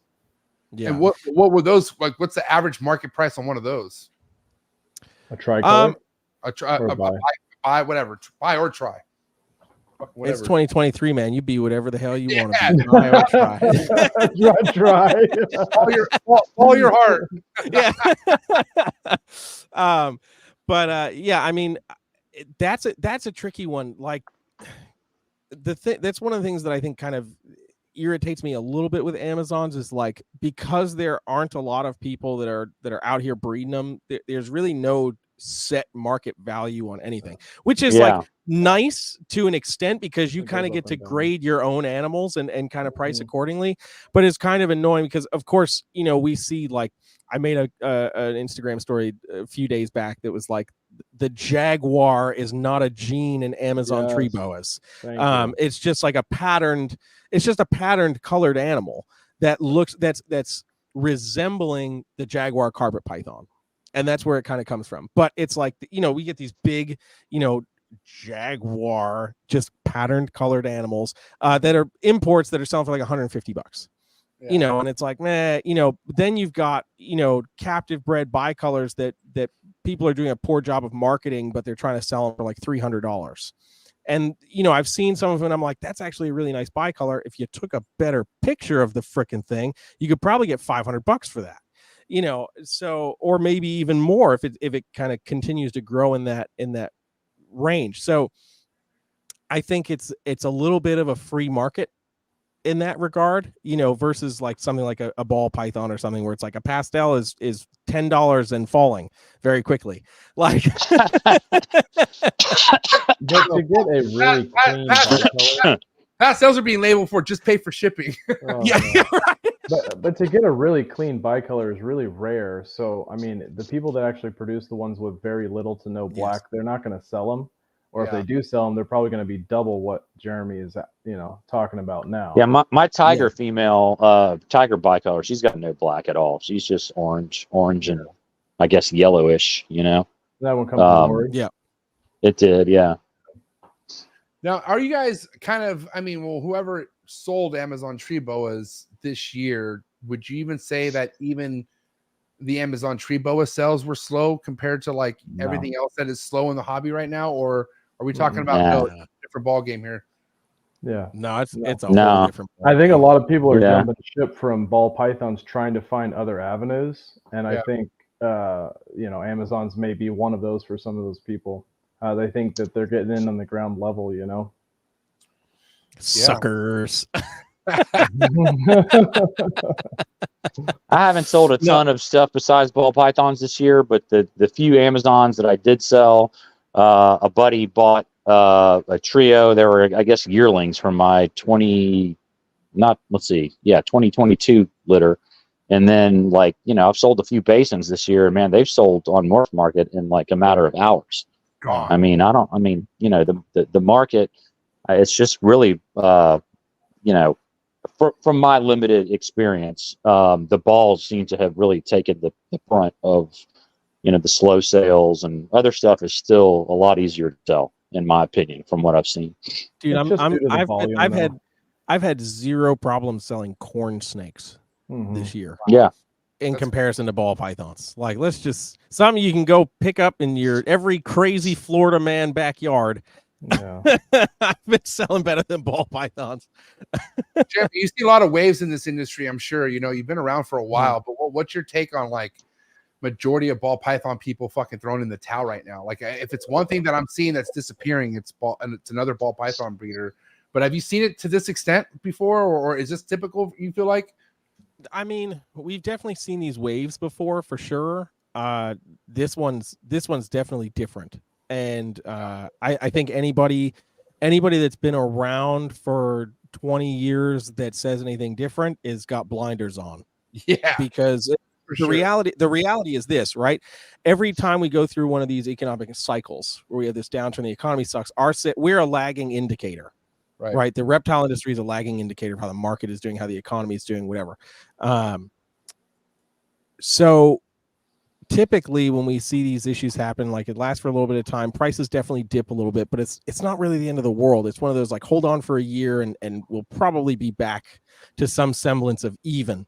And this one just feels different. And the big thing is there are more people breeding ball pythons now than there were the last time we went through this ever. Yeah. And that's the reality, you know, and like Antoine posted a thing on Instagram and Facebook that was basically like, what do you consider a project? What do you consider a dead project? You know, and I jokingly said, oh, well, you know, anything that has a 65% drop in price in 4 months, like DG clowns. Yeah. So, you know, like that's ridiculous. You know, Daytona, $10,000 now, $3,500. You know, like that.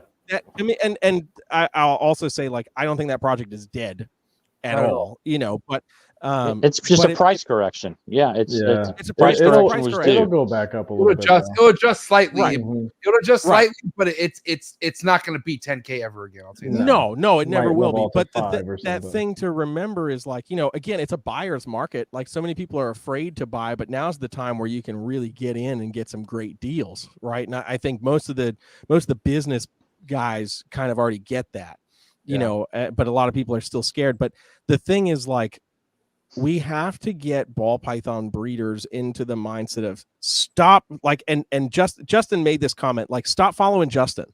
And when Justin made his comment of, like, you know, everybody says, like, I control the market or whatever, but the reality is, like, people hit me up and they want to work with things I don't have, you know. And yeah, sure, that's true. But the reality is, you know how many people send me clips of his videos and say, oh, did you see this freaking thing that Justin just made? I got to get in on this project, you know. And then suddenly you watch something totally change in navigation. And I love Justin to death, you know. But it's one of those things where there's such a large number of people that follow the big guys, the top dogs, you know. It's hard to then not see the rest of that project kind of trickle down, because now you're talking about the breeders who want to make, I'll just say DG clown just for reference. They want to make a DG clown, but they can't afford a DG clown. So what do? They buy a double het, or they buy a pair of double hets. And then they raise those up and they breed them, right? That's the old school way of getting what you want, you know, without spending all the money. The problem becomes when you have 100 people doing that same thing, they're all producing the same byproduct. Right. So now you have all these people making pastel double hets or Enchi double hets. That DG clown idea you had would have been great in 2010 or 2011. You know what right. I mean? Which Justin and all these other people did then. That's why it's like, you scratch your head. Why is this fool getting 20, 30 G's a snake? Because he's been planning it for fucking decades. Like, that's exactly. And while you're in high school or middle school, wherever you're at the time, it's, dude, you can't expect to be having these kind of numbers behind a project that you just fucking got lucky off the fucking head-to-head on. You know what I'm saying? Right.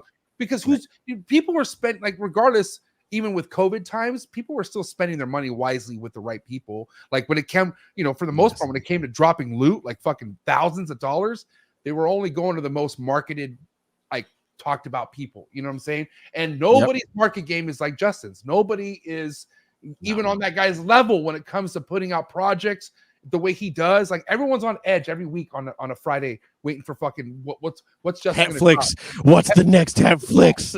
You know, and you know, but, like, you know, as much as that's what Justin's created, and it's created so much excitement, but you don't follow that dream. Like, he's just giving you ideas. Like, he's giving you, like, hey, this is what I've done, but you don't fucking follow a man's projects that he just already successfully read. Yeah. What the fuck's that gonna do for you? You know what I mean? And that's the thing that kills me. It's just like, okay, you know, again, I'm just picking on DG clown because of the price drop, but you know, you look at DG clown, it's an amazing snake. It's an amazing looking snake, just gets better with age. Awesome. Right. You know, but it's been done. So why are you going to go for the same project? Why don't you save up your money a little bit and maybe get pastel Enchi yellow belly double het, you know, and then throw that into a gene that you really like. Like, everybody who follows me in ball pythons knows I love hidden gene Woma. So what is my DG clown project? You're like the man with that gene, because that's the only gene where I like it when I see you produce. I don't know. You know, I'm like, that's what I want to do with DG clown. Yeah. You know, I've got like 9-10 gene hidden gene Woma combos, you know, that I'm like, I want to plug DG Clown into that and see what I can do with that, because I like that project, but I'm not gonna, and I don't care if it's a $2,000 snake by the time I hit it. That's the other element to it.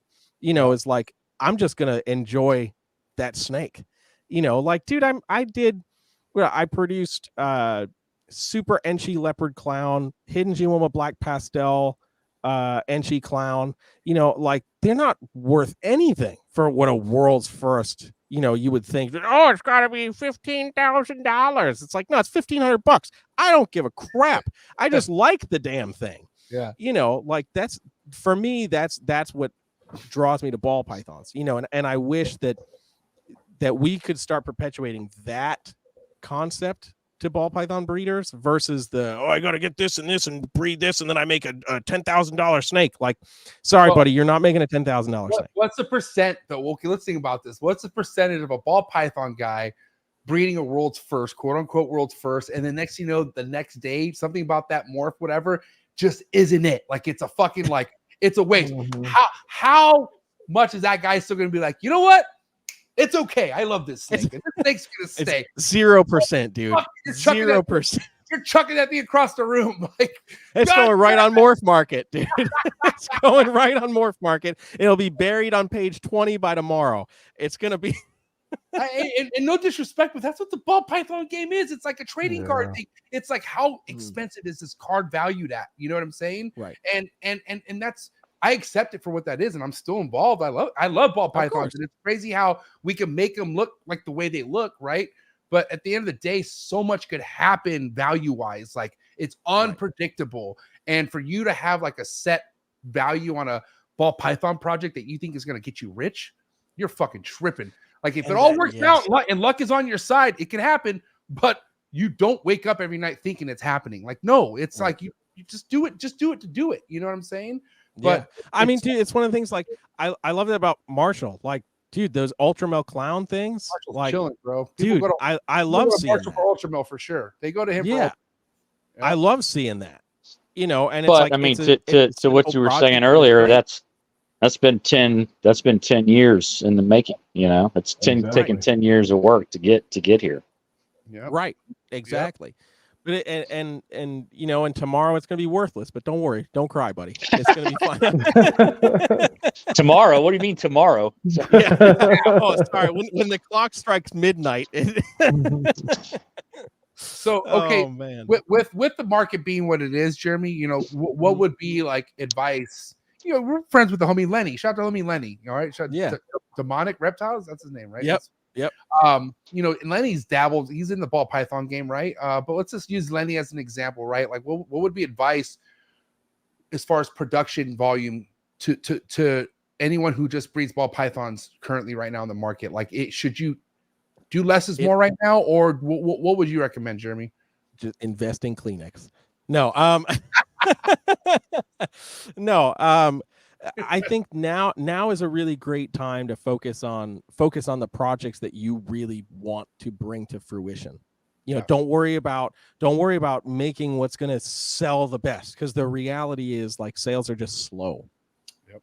You know, so take some time and be, you know, like Lenny for the last couple of years has been doing like all these double and triple het projects, and he's working on like quad het stuff, you know, and like, I'm like, dude, like, long game is going to be, you know, the way to go, you know, because I think this is one of the things that people fail to remember too, is like the history of ball pythons. Like, it was originally stack all of your codoms, you know, and maybe you throw a recessive in there, but we just want to stack all the codoms. Now we're doing that with the recessives. It's just taking a lot longer because we have to go through these extra steps, and then it's a game of chance and whatever. But guess what? We're going to start going back to, well, now I got to stack all these codoms into these recessives and into these multi-recessives. And we're starting to see it happen a little bit. But my advice now is either don't pay attention to that at all and just work with what you like, you know, and if it sells, great. If you're not worried about the financial aspect of it, then do what the hell you want. If you have a little bit more skin in the game and you have to pay attention to something that's going to bring in some ROI, then, you know, start working those projects now, where, you know, if it doesn't sell, it's not going to be the end of the world, because you can plug that right back in. If it does sell and you can make some good money, great. Good for you. But if you're producing pastel leopard triple het DG clown pied or whatever, work that project, make that happen now, and just sit and exist in that, and just feed your stuff. Because it inevitably, no matter how crappy it gets, the market's going to stabilize. Right. The sales will return. They always do. But it's how you play the game now. So now's a great time too. If you see something that you're like, man, I want to plug this into my project, but it's just a little out of my price range. It might not be out of your price range by January 1st when everybody's doing New Year's sales. Yep. So you might have a chance to grab something decent to plug into a project you've been kind of waiting on. I mean, now's the time. Shit, especially if you're I can only do so much because of money, which I get it. That's a lot of people, but don't bitch and complain if you wait 3-4 years and everything's back to normal, And I got to tell you, the ones that are really going to shoot themselves in the foot, and we're going to stop talking about pythons after this, but the ones people are really kicking themselves in the ass are the ones who just thought recessives were going to get them to the top. And what I mean by that, there are people who invested in double, triple recessives without the fucking powerful codoms. Like, what the fuck is any of that shit without the right codoms behind it?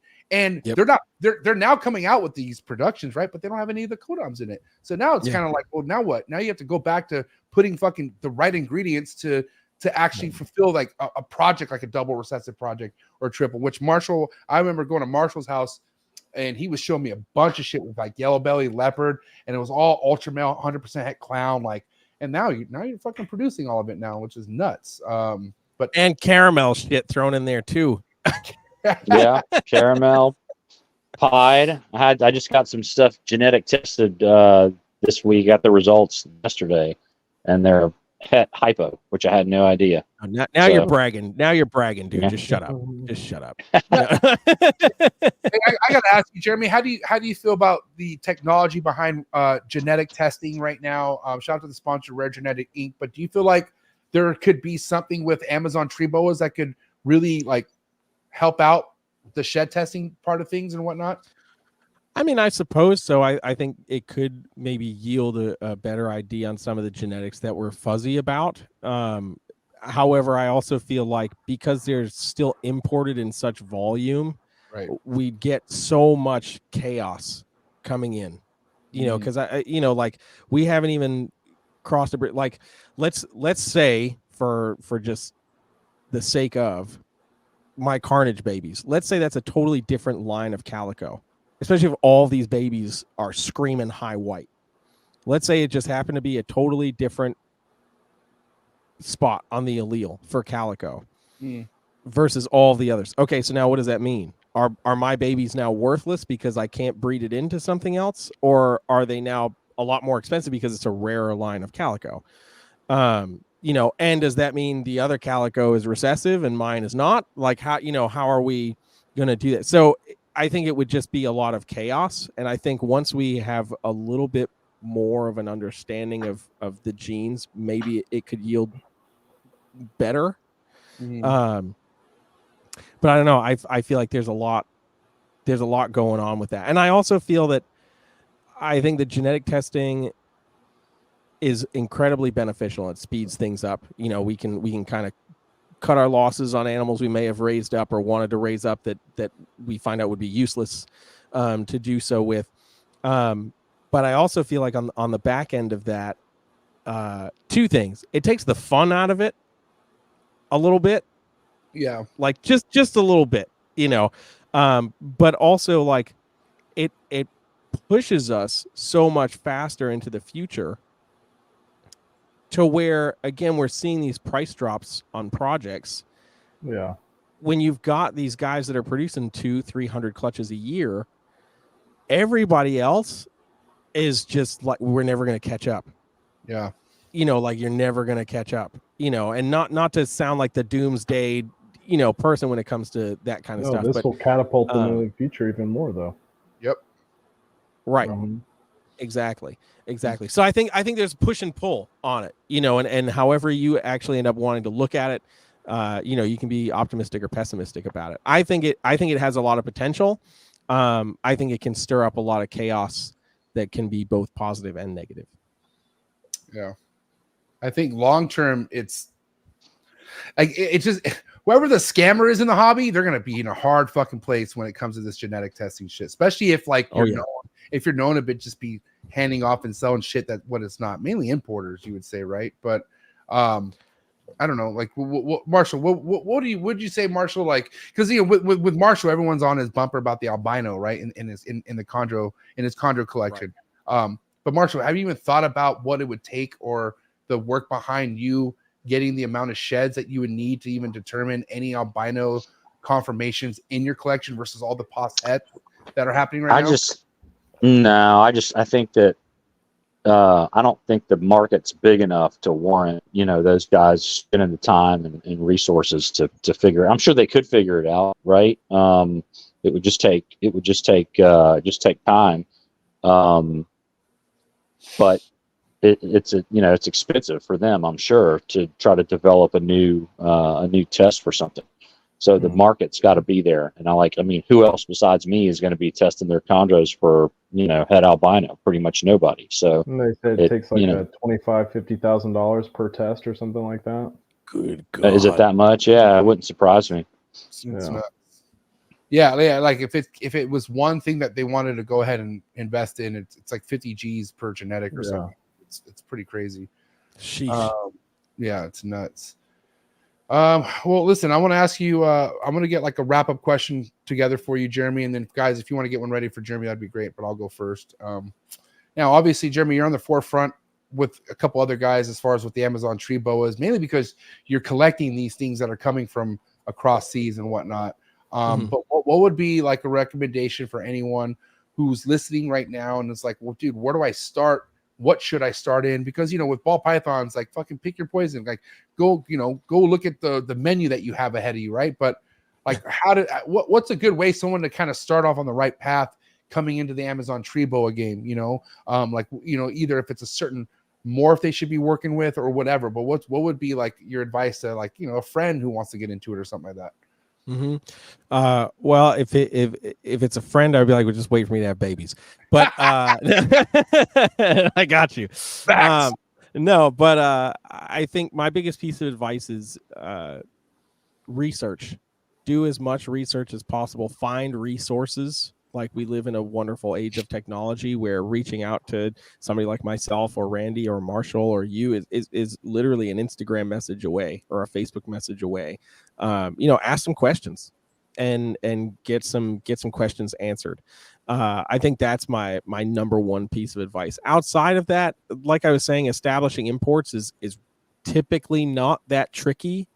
So if you're able to find an animal that looks decent and you want to take that chance, because the other end of that reality is they're typically not that expensive, like maybe around $100 or $150 for an imported Amazon. So if you wanted to go that route and try that out, if you're feeling confident with what you can do for husbandry, go for it, take the chance. But the biggest thing is ask the questions, do the research. Because the last thing, look, the thing's going to bite the shit out of you. So you're going to be upset about it anyway. So you might as well be upset that you're now going to have this bitey thing for 10 plus years versus upset you're going to have it for 10 plus days, because you didn't ask a couple questions. So you're saying if you don't want to get bit, don't get this species, is what you're saying. If you've never really worked with them before, yeah, you're going to get your shit rocked. But the reality is, no, they're incredibly misunderstood. They're a sight-oriented species. So when you start making fast movements or you start getting kind of jittery because the thing comes up to you really fast, that's when you're going to get bit. But if you take your time, you're confident and deliberate with your movements. Look, out of the 24 that I have 3 that constantly want me dead. Yeah. The other ones are absolutely wonderful. And literally every single captive bred animal that I have, I can just go right into that enclosure, not even think about it, and just pick them up. Right. With zero issues. And most of my imports are the same way. You just have to pay attention to them. I mean, at some point, every reptile could wish we're dead. I guarantee it. They all have attitudes. Right. They just act differently. Ball pythons go into a ball, but in their mind, they're like, I wish this fuck would die. Probably. You know what I mean? My kids do that to me, you know. Randy's just curling up into balls every day. Like, good God. Yeah. Right, My youngest daughter, she calls me the big bad mean dad. So. Oh man. You're like, I'll take She's that. Het for that's fine meanie. with me. All right, who wants to go next with the wrap-up question for Jeremy? No, I'll go. Cool. Mine's more of like, you didn't get to come on here and really tell us about your US ARC adventure here. Oh I was just yeah. wondering if we could hear more about that. Yeah. Oh yeah, absolutely. What are you doing Yeah. now? So I'm crying. I'm already crying because Louisiana can't even let us get through Christmas before they propose something. Oh, I saw that. Yeah, dude. But no, so my position with US ARC is kind of multifaceted. So my official title is not been given. But I'll be working on some social media content. Number one. Number two is digital media creation. And it's going to be, especially during the first part of the year, it's going to be really tailored to states that start having new proposals brought up, to where I can either start reaching out to content creators in that area, or like mom and pop pet shops in that area, reptile shows in that area, and get some stuff into the hands of those people to get them really aware of what's going on and how they can get involved in fighting legislation. And then the last thing, which for me is probably the most important, is just being another point of contact for Phil. So when I brought up this proposal, I had basically titled it like an industry liaison position. So we all know Phil. He's running around like crazy, writing, lengthy alerts and going to Capitol Hill and having all these meetings and doing all this stuff. And it's impossible for him to answer every email, pay attention to every little thing that comes through. And US ARC has a great team of people that pay attention to as much as possible. But also a lot of the people, especially people on the board, are business owners. They have a lot going on. I'm in a really nice position where I have a decent sized collection. I am satisfied, very satisfied with where my collection is at. I'm not looking to expand unless it's Amazon's. But so with that, I'm able to dedicate a lot more time to being a point of contact for people in the industry. So if you want to, people can email me at social@usarc.org if they have questions about things. I've been invested with US ARC for over a decade. I've testified at numerous state hearings for pieces of legislation. So I understand how that process works pretty well. So I'm always happy to answer questions. And if it's something that really needs the attention of someone like Phil, bam, appreciate that, MJ. Yep. If it's something that really needs to get in front of Phil, like I'll make sure that happens 100% and that it doesn't, fall through the cracks, because it's just really easy to do, especially when legislation starts coming in. We all know the beginning of the year, we start seeing stuff pop up time after time after time after time after time, and it just gets chaotic really fast. So I get to kind of be a bit of that buffer in between. So I'll be at the Pomona show, which I'm super stoked about. Sick. Coming out. So I'll be networking with content creators to get them to be talking about US ARC on their profiles. Right. And also just filming some really cool content for US ARC, trying to drag Phil and Vanessa away from the table to make them make funny faces in front of people's weird ball pythons, because Vanessa loves doing that. Yeah, because that's what we all just should be doing. But yeah, so I'm very excited for what the position holds, and all under the idea of continuing to raise awareness for US ARC and to grow the numbers of US ARC, both on social media, but of course in memberships and everything, because we all know that without the numbers, we just get laughed out of a committee room. I have to ask a question just because of your current position with US ARC, and I want to hear it from you. Obviously earlier this year with the Samson and all that shit that hit the fucking the social media content, right? The exposing of animal neglect. How do you feel like people should really handle that? Like how, you know, because it did get old. I'll tell you that. It was kind of like, holy shit. Okay, everyone's making content, right? But I mean, at the end of the day, like, when is it awareness and when is it kind of like overkill in your eyes when it comes to exposing any of like kind of animal neglect from a well-known bigger keeper? Yeah, I mean, in general, I mean, USARK is for responsible reptile keepers. Right. So, when it comes to where USARK stands, we stand with responsible reptile keepers. It's as simple as that right off the bat. When it comes to, folks making content and trying to raise awareness for things like, I think raising awareness is beneficial. Mhm. We need to know where things are not happening the right way.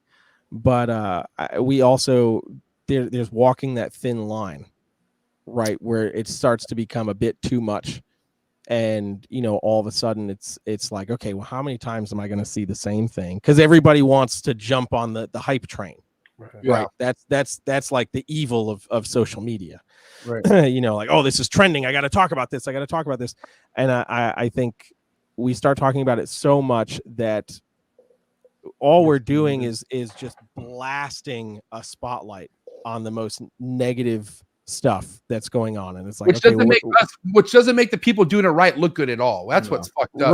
Right, exactly. It's like that's all people see is the bad side, and now next we're all categorized under that. You know what I mean? Especially the mainstream people, yeah. Yeah, right. So like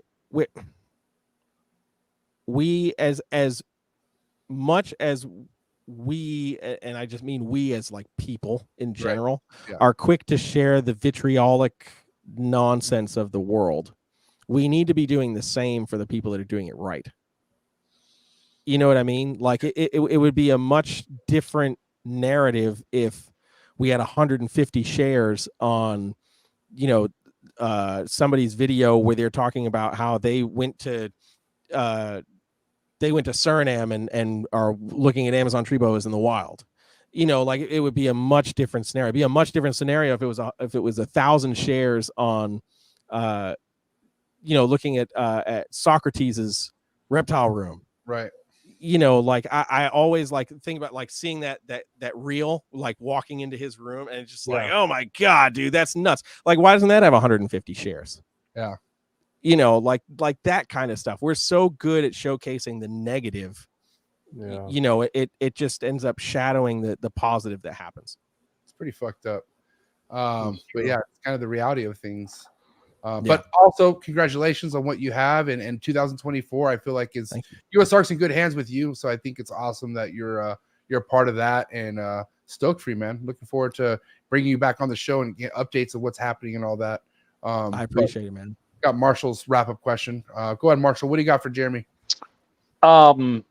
So I was going to ask about USARK too, but so my Randy. Yeah. So how about this? Best thing about Amazon tree boa keeping and worst thing. Oh man. Best thing.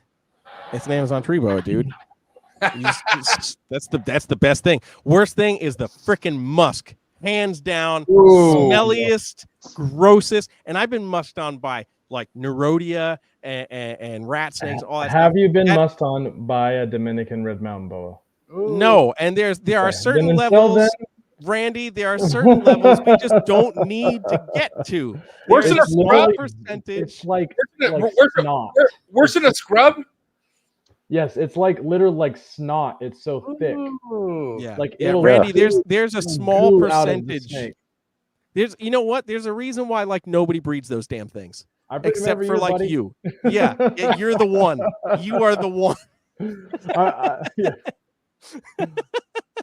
You're the one that not only breeds them, but then gets musked on by like dozens and dozens of babies.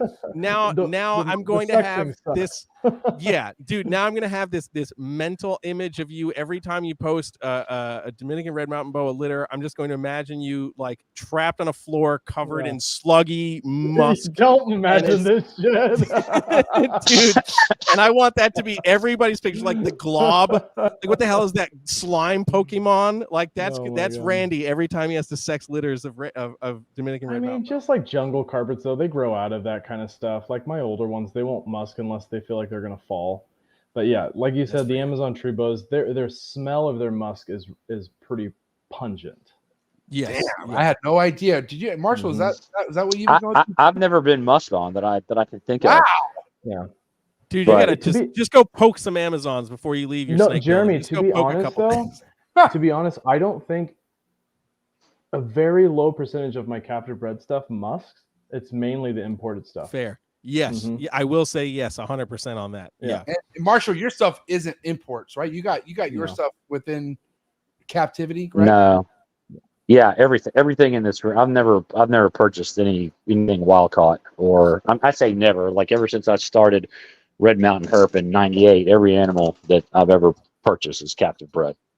Wow. So it maybe an import thing. Must be lucky.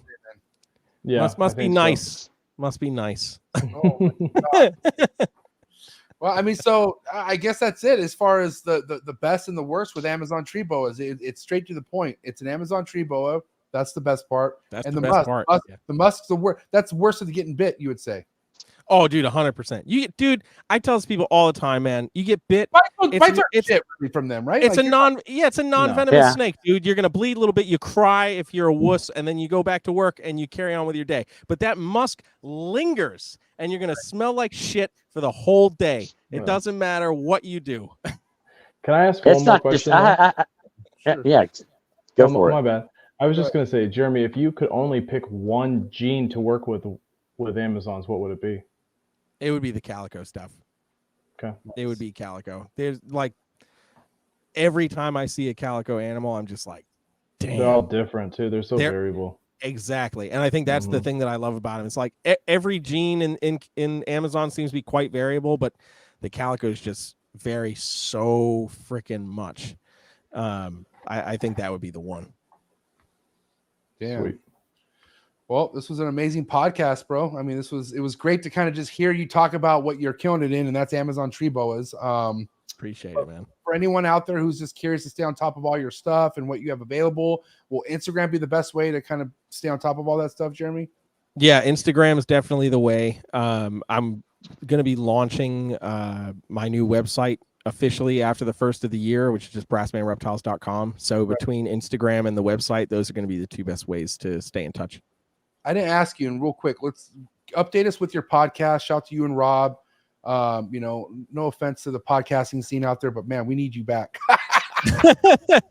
Yeah, this year was a crazy year, man. Rob and I both, our schedules were super hectic, and then trying to lock in guests made it that much more challenging. And I spent a lot of time on the road this year for music.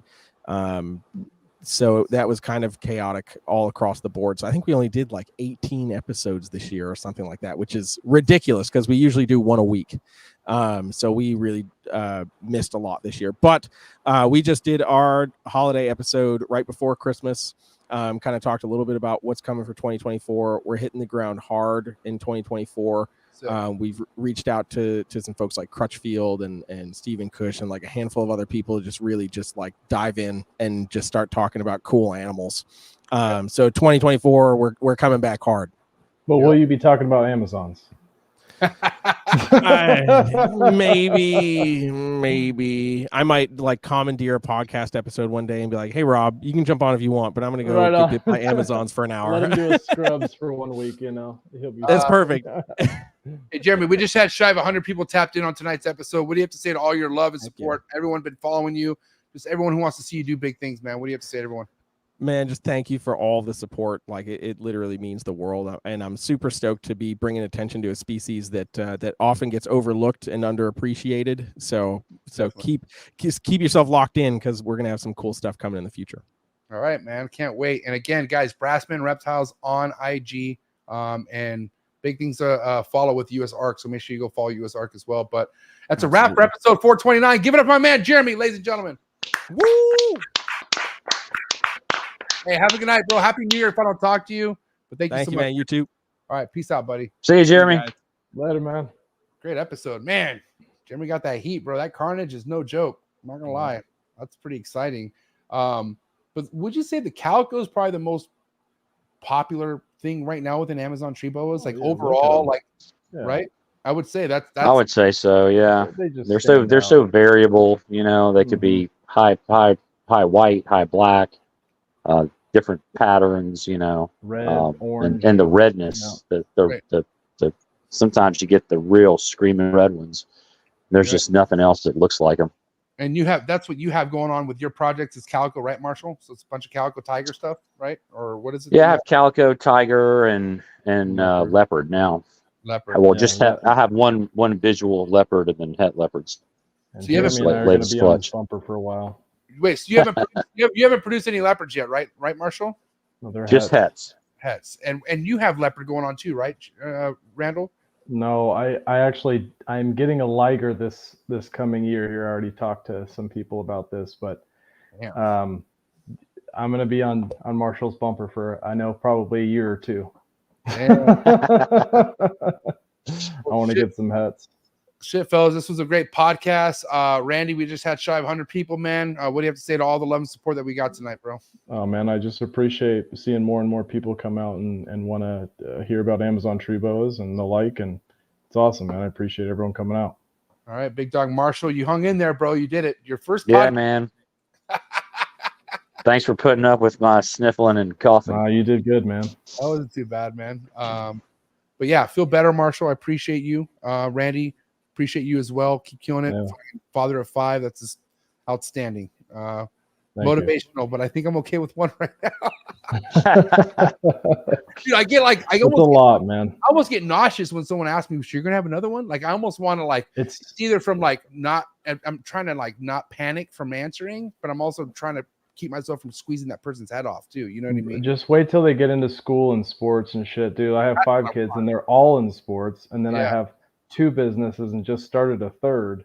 Yeah. So it's crazy. It's nonstop. You know? I know Marshall, man. Marshall's life is on the road, man. You know, lacrosse, him and his son, and what they have going on. That's oh man, what a time. But yeah, man, I appreciate you guys so much. Enjoy the rest of your holidays. Happy New Year. If I don't talk, Marshall, I talk to you every day. So, and I talk to you. Happy New Year, man. Randy too, man. But yeah, Happy New Year. Happy holidays. 2 guys, please. It's a wrap for Marshall and Randy, ladies and gentlemen. Thank you, guys. Happy New Year. Yeah, fella. man. Happy New Year's, guys. See you guys. Peace. Thank you so much, everyone out there. It's a wrap for this last episode of All in the Tree Tuesdays for 2023. It's a wrap. Holy shit. Next time you see me and the homies will be 2024. Cannot believe this year's already over. But this was a great episode. Shout out to Jeremy for killing it. All around, man. This guy's doing big things. And it was great to have him tap in with us tonight. And if you enjoyed tonight's episode, make sure you hit the like button. It's not too late to get the likes up. The likes are respectable, but they could be better. All right, so why don't we get the likes up? Hit that subscribe button. Hit the notification bell. You'll be on top of every single podcast I drop here on this channel. Also, don't forget to listen to Trap Talk Reptile Podcast on all the major audio platforms, such as Buzzsprout, Apple, Spotify, Google Play, all the big ones. So thank you so much. I appreciate it. Drop a comment in the comment section, too. Let me know what you liked best out of this episode. And I'll catch you guys here Thursday night because we are ending the 2024 Trap Talk podcast season in proper style. Oh my God. I cannot believe I'm coming back with this guy. Darian, Double D, Morph Market, the review of Morph Market happening this Thursday night. And we have a couple of my homies sitting in with us, my homie Dave Levison and Bob Vu. All right. This is going to be an episode you don't want to miss. This is trust me, this is going to be crazy. All right. Episode 430, set your reminder, 6 o'clock Pacific Standard Time, and enjoy your tonight. It's a wrap on this beautiful Tuesday night, episode 429. Have a good night. I'll see you here Thursday, and I'm out.